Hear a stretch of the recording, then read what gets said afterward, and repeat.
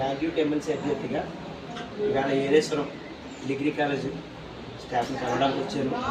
మీ మద్దతుని మాకు తెలియజేసి ఉద్యోగ ఉపాధ్యాయ సంఘాల సమస్యల్ని అలాగే పెన్షన్ విధానం గురించి కూడా మేము పోరాడడానికి మేము మీ డిమాండ్లు నెరవేర్చే క్రమంలో ప్రభుత్వం తరఫున మేము పోరాడతామని, ఇంకా ఉపాధ్యాయ నిరుద్యోగులకి అందరికీ కూడా మేము సత్వరం న్యాయం చేసే దిశగా ప్రభుత్వం మేము ఒత్తిడి చేయడానికి మా వంతు చర్య తీసుకుంటామని హామీ ఇస్తూ మీ ఓటు అడగడం వచ్చాము.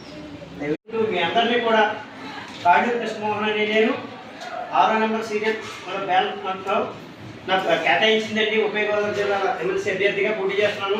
మీరందరూ కూడా పెద్ద మనసు చేసుకుని నిరుద్యోగ ఉపాధ్యాయ సమస్యల్ని అలాగా యువకుల యొక్క విద్యా వ్యవస్థలో వస్తున్న మార్పులకి అనుగుణంగా విద్యా బోధన కూడా జరగాలని. నాని నాని ఇలా పిల్లలు కూడా చెప్తాను రెడ్ నొక్కండి. ఓకేనా కనబడలేదు నాని.